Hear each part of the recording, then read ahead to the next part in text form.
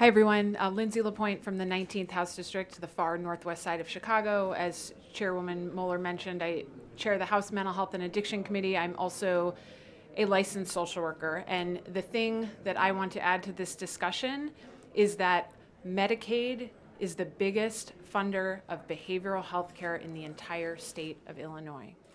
And we know, and I'm grateful for it, that behavioral health care is actually an all-partisan issue. Healthcare should be too, but it is not always. Medicaid is also the biggest funder of AIDS care in Illinois and of long-term care in Illinois. So we know we are facing an existential threat to healthcare access overall, which includes behavioral health care. We are facing an existential threat to our state budget with the $21 billion that the federal government sends every year for Medicaid to Illinois.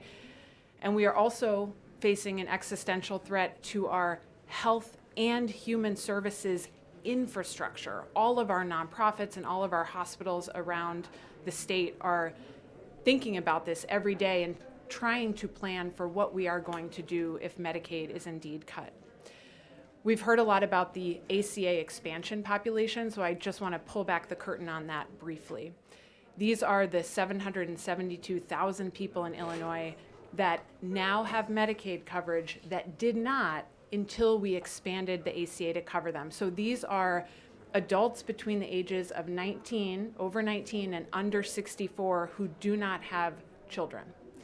And I want to highlight that population because when you work in social services and homeless outreach like I did for 8 years, you interface a lot with that population.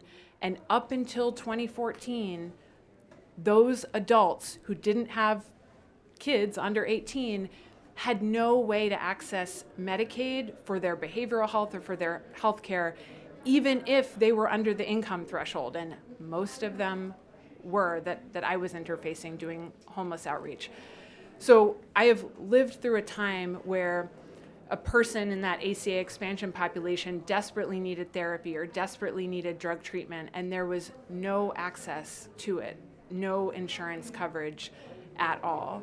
And oftentimes it's that exact population that had severe behavioral health disabilities that were on that long road to actually apply for Social Security disability. That system takes 2 years or 3 years.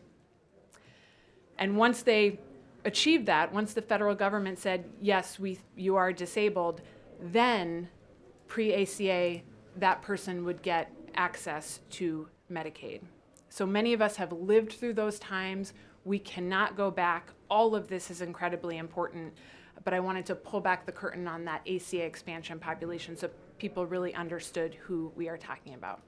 I'll turn it back over to Chair Moeller.